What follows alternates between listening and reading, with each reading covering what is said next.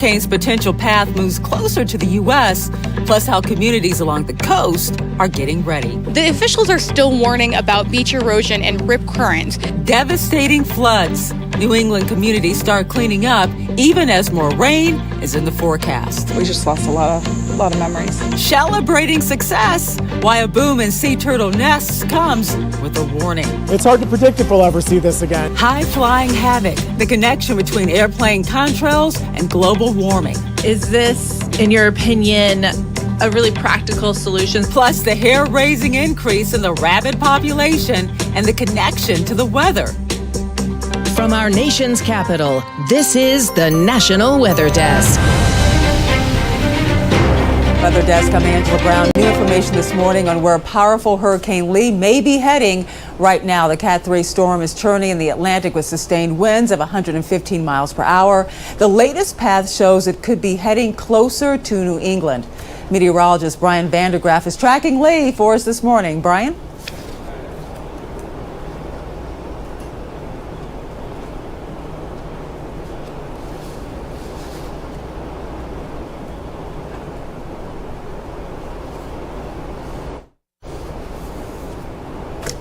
Well, we couldn't hear Brian there, so we're going to move on to this story. The National Weather Service meteorologists in Maine are getting ready for Hurricane Lee by launching additional weather balloons. Here's meteorologist Emily Santum with why these extra launches are helpful.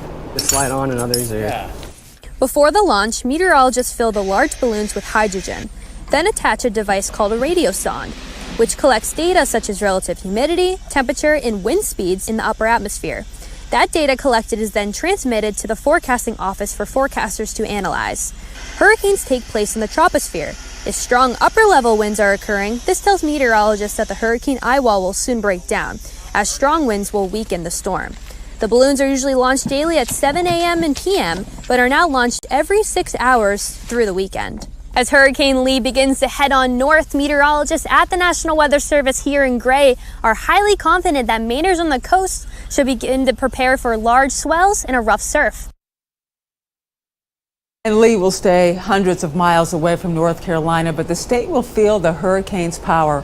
Rebecca McGann shows us what they are doing to prepare for rip currents and also beach erosion. Hurricane Dorian in 2019 caused severe erosion to some areas of Cape Lookout.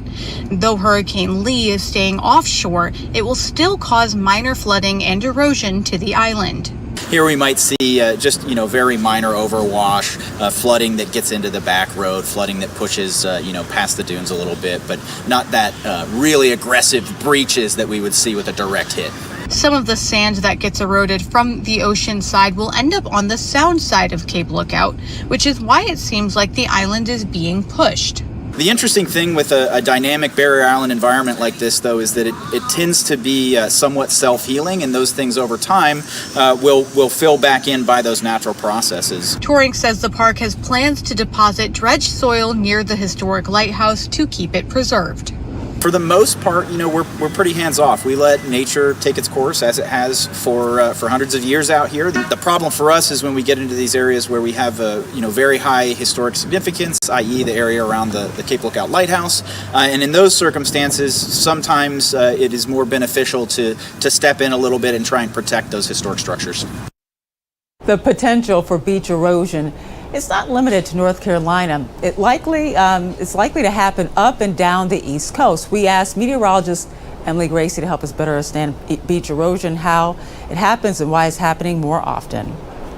Beaches are constantly changing shape due to the movement of sand by waves, wind, and ocean currents. This process is known as beach erosion, and it's a natural process caused by storms and hurricanes, which increase wave action and can wash away or erode sand from the beach. High tides and storm surge can also carry large amounts of sand away quickly. But some erosion is man-made. The construction of jetties and harbors can interrupt the flow of sand down the coastline. Dredging sand from the sea floor and building too close to the shoreline can also contribute. As sea levels rise due to climate change, erosion increases as well. Protecting our beaches is important because erosion leads to a loss of an important natural buffer to storms. It can also impact sea turtle nesting sites and destroy coastal wetlands. Understanding the causes of beach erosion leads to better management practices like beach nourishment, dune restoration, and coastal setback policies to help protect our shore. For the National Weather Desk, I'm meteorologist Emily Gracie.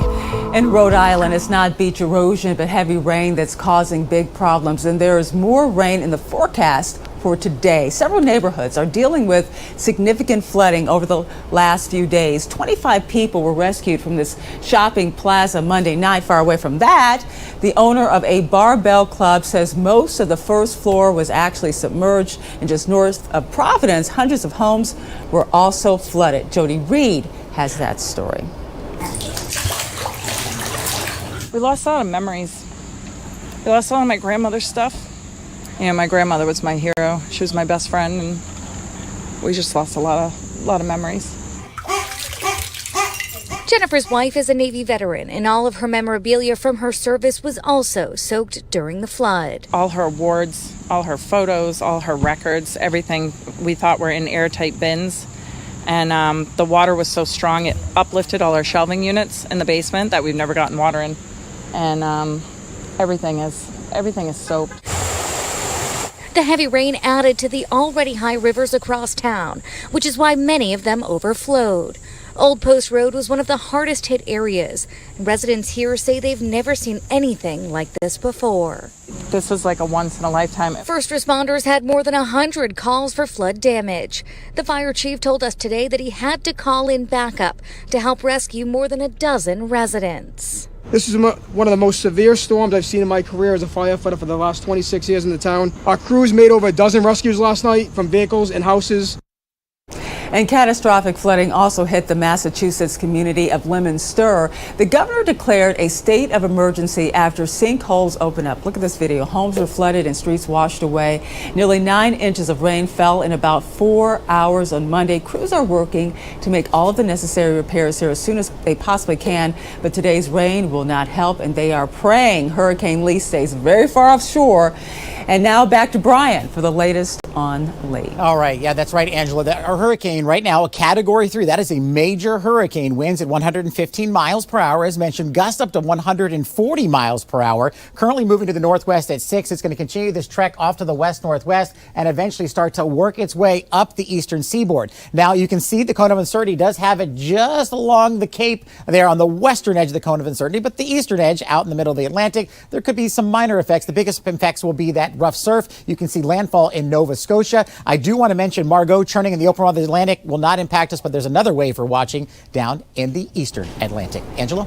All right, thanks, Brian. Florida beaches are seeing record-breaking numbers of sea turtle nests this year. Dylan Huberman spoke to environmental researchers who are happy about these nests, but also concerned about the future. We saw turtles crawling over each other this year and digging up each other's nests, and you know, it's wonderful to see. Earlier this summer, St. Lucie County broke nesting records for loggerheads and green turtles. But now Indian River and Martin counties are joining them, surpassing previous highs. Environmental specialist Aaron Garston says it's all because of action taken over the past 2 decades. Conservation efforts pick up, especially in the past 25, 30 years, which is about the same amount of time that it takes for a sea turtle to get to maturity.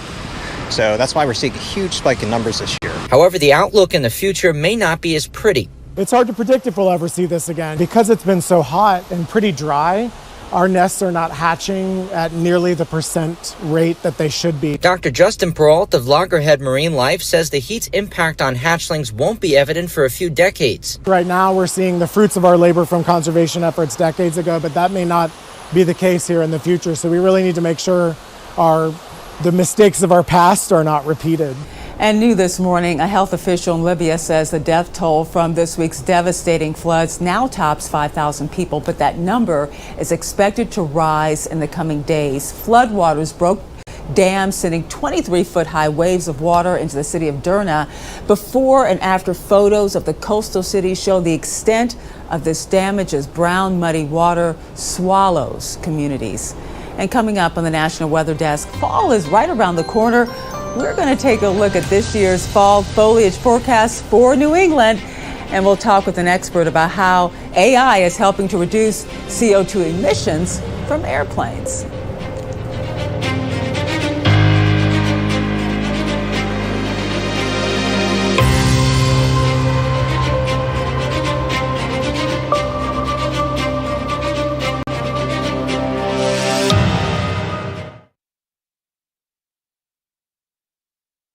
I'm meteorologist Charlie Lopresti. Look at the northeast. We're tracking some rainfall moving in today. That rain will be exiting during the evening hours. It's a cold front. That cold front will usher in drier air for our Thursday and Friday. Should be a very nice stretch in the northeast for Thursday, Friday. This is 2 o'clock in the afternoon Thursday. Temperatures look pretty comfortable as well. Friday, kind of more of the same. It's sun to increasing clouds. Those clouds will increase courtesy of Hurricane Lee traversing off to the north. That storm should affect Maine and eastern parts of Massachusetts. I'm meteorologist Jasmine Lomax with a look at the mid-Atlantic region. We'll wake up to areas with showers and storms, but as we head into the afternoon, many areas start to dry out. Few clouds will linger. Then into the night, another chance for a few stray showers, but the rain does gradually taper as we head into Thursday morning. Temperatures this afternoon reach the 60s, 70s, and 80s. Then overnight, temperatures drop to the 40s, 50s, and 60s. I'm meteorologist Vitas Reed. Here's a look at your southeast forecast highs. We're seeing temperatures around 82 in Nashville, 85 Tupelo, 87 in Raleigh compared to 91 in Jacksonville, Tampa about 92 degrees as we see the heat just to the south of us. Looking at plenty of sunshine across the area to start the day off, but we do have a front that's going to continue to push in, giving us some spotty showers and cooler temperatures. Keeping an eye to the tropics as we continue to watch Hurricane Lee move up the coast as a Cat 3 or a Cat 2 over towards Bermuda.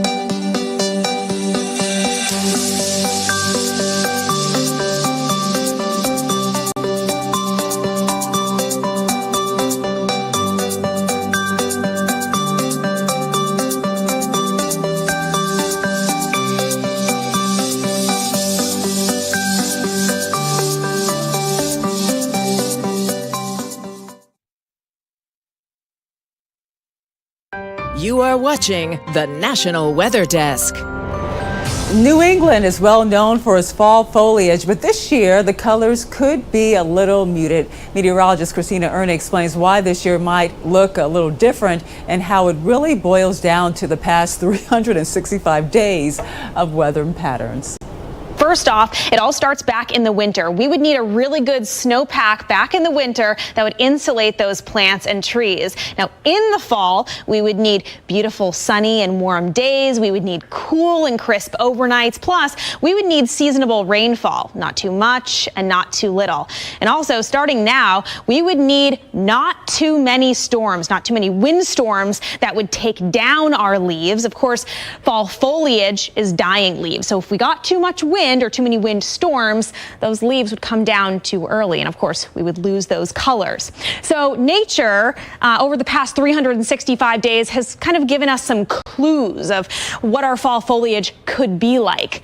And this actually all stems back to last year in 2022. We had a drought. That means that our trees did not store enough energy in their leaves. That could lead to maybe not a great foliage season this year. Also, this past February, we had a deep freeze that could have damaged some early growth. Also, we all know this, we had a cool summer, which could have stressed out our trees. Also, we had a record wet summer, again, as we know. This contributes to some fungus on our trees, and this is something that you might not know. When we get a lot of rain in the summertime, it dilutes the sugars in our trees, especially our maple trees, which actually would contribute to seeing more of a pastel palette in the leaves. So instead of seeing those vibrant colors in the leaves, we might see more subtle colors. And we've been following several severe storms in different parts of the country this week. Some of those storms have had a cloud type that resembles funnel clouds or tornadoes, but lacks the danger. Columbus meteorologist Marshall McPeak explains. Hi, I'm meteorologist Marshall McPeak. We've had a lot of severe storms recently, and there's been a few clouds that have been confusing for folks, and those are Scud clouds. When your neighborhood sees a thunderstorm moving in, sometimes on the leading edge of that, you can get some unusual clouds forming. Basically, what's happening is you've got warm air at the surface, and of course, in the cloud, it's cooler. But as that air gets pulled in from down below up into the cloud, it cools as it does it. In the process, some of that air condenses and forms a cloud. Now, there's no rotation in that cloud, and it's often disconnected from the main cloud. That's one of the big giveaways that it's not a funnel cloud. It's sometimes just sort of hanging there under the actual big thunderstorm. But what you have there are Scud clouds. And Scud is just an acronym for Scattered Under Cumulus Deck. And those are clouds just hanging down under the main thunderstorm. They're harmless. They may, though, sometimes look like a funnel cloud. And if that's the case, then in some cases it can get reported incorrectly as a funnel. But not all of those are actually dangerous. So if you see Scud clouds and there's no rotation, you probably still have a good thunderstorm, but it's not dangerous at that point. In portions of Michigan, folks are noticing an increase in wild rabbits, specifically the cottontail and the snowshoe hare. Meteorologist Heather Bricka found out the reason for the increase has a lot to do with the weather. At a statewide scale in recent years, we've been seeing cottontail rabbits increasing pretty dramatically in some areas. I think when we think about the northern lower peninsula, where you guys are at, as well as in the UP, that's not really traditional cottontail habitat. Part of it is that our climate has become more favorable for the rabbits. Basically, that southern extent of where we can find snowshoes in the northern lower moved north about 30 miles in the last 20 years or so. And then simultaneously, we're seeing cottontails kind of come up, farther and show up more in those areas. They have also seen an increase in nuisance complaints because of it. We've gotten, more nuisance issues popping up with some of those species, and just trying to reduce barriers for the public to be able to deal with those issues, if they do occur and if they are legitimate and we would otherwise never deny a permit. Back in May, they added rabbits to the list of species that landowners can kill to prevent property damage. That the animal needs to either be doing damage or physically present where it could imminently cause damage. And then we've attempted to define damage by the physical harm to forest products, roads, dams, buildings, orchards, apiaries, livestock, and horticultural or agricultural crops. And airplane contrails are having an impact on global warming, and a recent study with Google and American Airlines showed a simple way to reduce contrails by changing flight paths. Emily Gracie spoke to a climate scientist to find out how big the warming impact is and if Google's solution is a practical one. So what is happening is that the emissions from the aircraft, so you have tiny particles that come out. It depends what type of fuel they use, but a lot of time it has some soot in it and other particles, and that is like a condensation nuclei that can form a droplet that can make a little cloud. And so the things with clouds, they do a lot of different things in the climate system depending what type of clouds they are. But the thing about ice clouds is they trap radiation. The IPCC report in 2022 addressed this, correct? So how do they quantify 35%? That seems very specific for something you said that's kind of hard to measure. The way the community came up with that estimate is through a lot of studies, a lot of observations, a lot of satellite studies, a lot of modeling studies. So I think that number is reasonable. Is this, in your opinion, a really practical solution, something that should be put into practice? Because why not? There's no harm in it. I mean, they say it uses a little bit more gas, but there didn't seem to be too many other drawbacks. I think it is a great thing to do when there is some net benefit at the end of it. So if there would be more fuel use and you would put more greenhouse gases through that in the atmosphere, that would make not much sense. But, I think in the study, they looked at that and they said that would be only a small increase. So overall, it would be still beneficial. That would be just one area to work on, just to reduce the contrails. And the other area would to look for new fuel types for aircrafts. So there is overall less emission at the end of the picture. But that is something in research. That is nothing practical that can be done today. So in that sense, it's kind of important to do something you can do right now. And as I have shown from that study, it seems to be possible. So I think that's great. And to hear more about the study that Google and American Airlines did, check out our podcast, Off the Radar. You can hear more from Dr. Bauer along with the research team at Google about how they used AI to create the alternate flight paths. You can find Off the Radar anywhere you listen to your podcast. And new episodes drop every single Tuesday.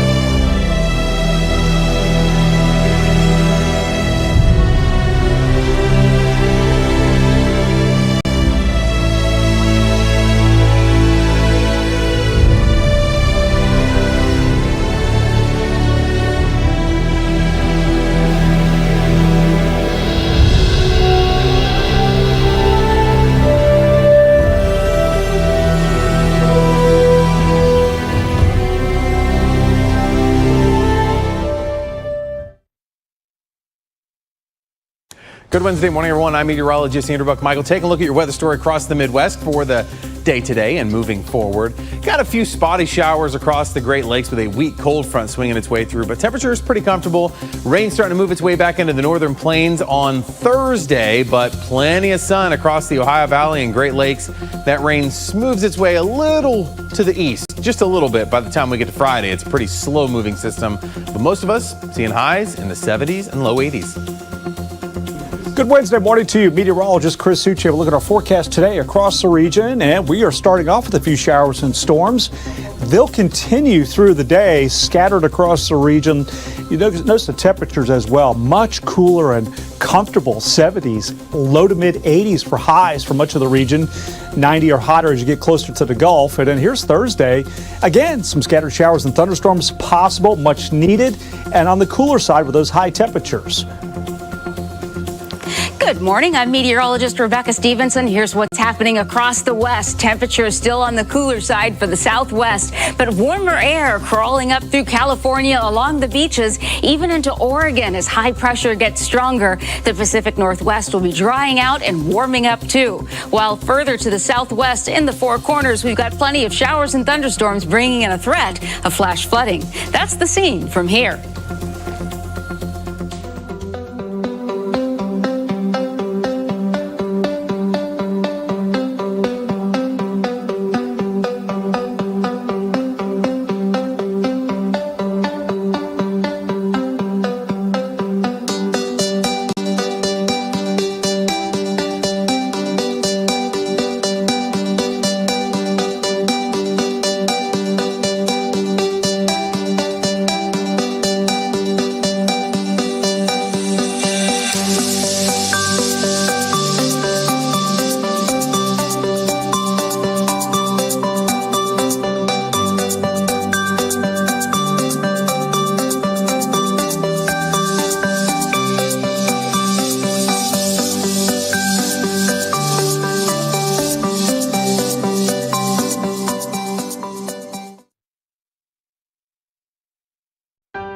Weather Window, presented by the National Weather Desk. A look at flooding in Rhode Island Monday, sent to our Providence station. The rushing water looks like a river, but the homeowner notes their house is not near a body of water. Meanwhile, summer's hanging on, but fall colors are off to an early start in Utah's Park City area. And this recent peaceful sunrise starts the day along the Great Salt Lake. Listen to Off the Radar. New episodes every Tuesday. Find it wherever you get your podcasts. Well, it's only Wednesday, but for many of us, it's been a pretty wet week. So we thought we would debunk a common myth about raindrops. Their shape, images, or drawings always show them as a teardrop, but that's not totally true. Meteorologist Natalie Walter shows us the true shape of raindrops. Did you know that raindrops actually don't look like this? Raindrops are actually spherical, so small raindrops will look pretty much like a sphere, but if you get a larger raindrop, wind resistance can almost make it look hamburger shaped. All right. We love to share your weather content on the air, and you can find us on all your favorite social media platforms, Facebook, YouTube, Instagram, TikTok. Just search the National Weather Desk. We'll be right back.